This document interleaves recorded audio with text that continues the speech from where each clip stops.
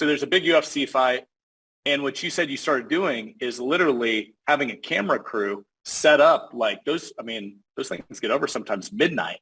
And you would have the camera crew ready to roll. Like as soon as that thing's over, you're breaking that thing down and it's on the internet a few hours later.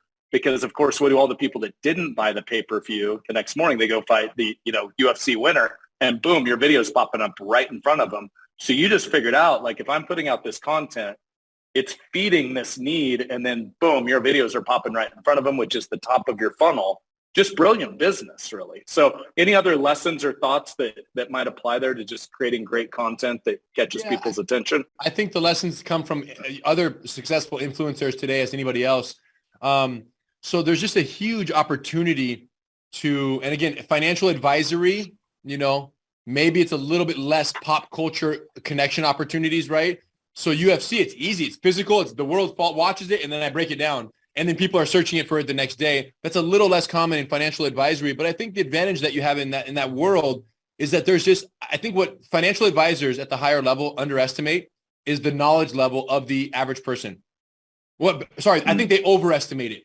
I think people in generally overestimate the knowledge base of the general American population. So if I was a financial advisor and I wanted to go viral and I wanted to have a high social media following that would ultimately result in more business for myself, right? You do what so many of these other financial advisors are doing who are kind of get this, which is you create simple, short form, 30 to 60 second, depending on the platform, right? Nuggets. Hey, top 3 mistakes you're making with your money today. Hey, top 3 ways to teach your child about investing. Hey, 2 things that I wish I did with my money sooner in my life. And you start, because this is the kind of education that people who don't know anything, and so many of my videos, Brad, I always think to myself, who's the audience? I can make a video for 1% of the world that does jiu-jitsu, less than 1%. Or I can make a jiu-jitsu for I can make a video for the 99% who have never done a class in their life, but would like to have some nuggets and some solutions in a video. My wife and I recorded one. There was an incident recently where a woman got slammed in a violent physical altercation. A woman got slammed in the street. She got robbed and slammed by some burglar, and it paralyzed her. It was really a sad story, actually. And we saw there's footage of the incident. So I got that footage, and I said, okay, let's take that footage. Let's do a Gracie breakdown. Let's show 3 counters to that same grip that this person had. So we said 3 bear hug defenses because he clinched her and he slammed her from behind. 3 bear hug defenses. And it's like a 47-second video. As of today, it has 1.7 million views. And I put this out 2 weeks ago. And just like that, 1.7 million, I don't know how many likes, 300,000 likes. So the point is you want to, and when you think of the average person and you think of shareability, you want to make a video that anybody you know and love would just click the share button to empower someone else with that information. So you have to think, what are the simplest? And again, it's hard sometimes because I see this for jiu-jitsu experts as well. When you're a black belt, you forgot what it was like to not know anything. So the gap, the communication gap is what I call it, between a black belt expert instructor and the novice civilian. It's so wide that these videos typically only get frequented by other people in that world. Whereas I make videos that frequent this world, and then these people exponentially share it because it felt empowering to them. And I think that's one of my greatest strengths is teaching jiu-jitsu. More specifically, teaching jiu-jitsu to people who've never done jiu-jitsu is something that I've done since I was 13 years old. So for any financial advisors out there, I would say, look, try as best as you can to think back to the time when you knew nothing, or to format your videos for people who literally, there's a white belt. Jiu-jitsu, there's white, blue, purple, brown, and black belt. But there's also a person that doesn't even have their white belt, Brad, like negative belt. There's 0 belt. You have to make videos for the 0 belts.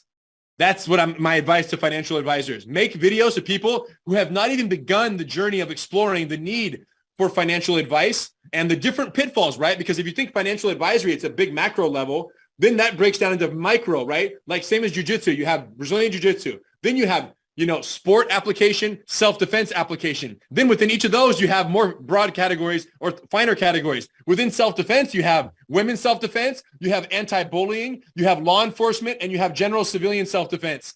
And then within anti-bullying, you have verbal assertiveness and you have physical techniques. So this is the point. You have to create your diagram and really know what are the grassroots advice and what are the macro and micro categories that a financial advisor should be granting advice in, and start making the simplest short form videos. And some people go, well, I'm not camera savvy, or I'm not, good on camera. There's solutions for that. Everything is right here now. Everything. The app to edit the video, the app to do the voiceover, the app to do the recording. Everything is in one phone. So to record, add a voiceover, put some little text on the screen, and then publish it, you're good to go. And here's my advice to everyone who's trying to get started. I had a recent friend, a friend named Jess, who's an equestrian, like a horse lover. And she said, Rener, I want to start making videos, but I'm really nervous and you do a good job. So can you give me some advice? I sat with her. We created a video right here. I put her in the editing software on my phone. I said, look, you record. Here's where you press to put your voice. Here's how you chop the video in half and splice it. And I showed her all that. And I said, listen, Jess, do one video. I'm not saying do 50. Do one video where you record some value. You do a voiceover. And it could be direct to camera talking as well, or voiceover. But in her case, more voiceover because she's showing on a horse. I said, do one video, do a voiceover, and publish it. Don't commit to anything else. If you do one video this week, consider this the most successful week of your life. Okay, I'm going to do it. And off she went. And we met last week. So I'm like, where's that first video? Let's go. You just got to kick yourself in the butt and just do one.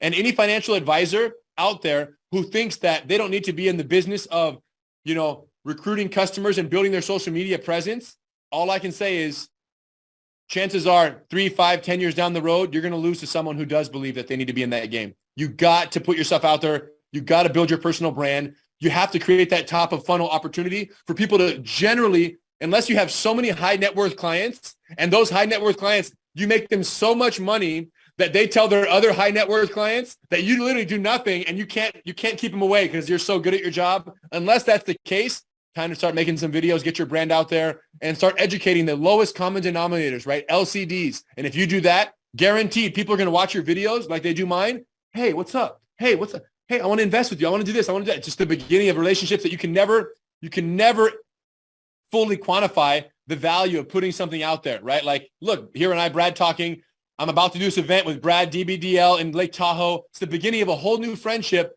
because I did some Gracie Breakdowns, right? And you were generally familiar with our social media presence. So that's true. That's really true. Because I made some videos, but I didn't know you were going to call me and I didn't know you were going to watch. But I always say, you never know who's in the audience. That's true. You know, it's as you break that down, Rener, you'd think financial advising, jiu-jitsu, two very different worlds. But the truth is they're both very complex disciplines when you reach high levels of it. And what you just hit is you have to simplify the complex.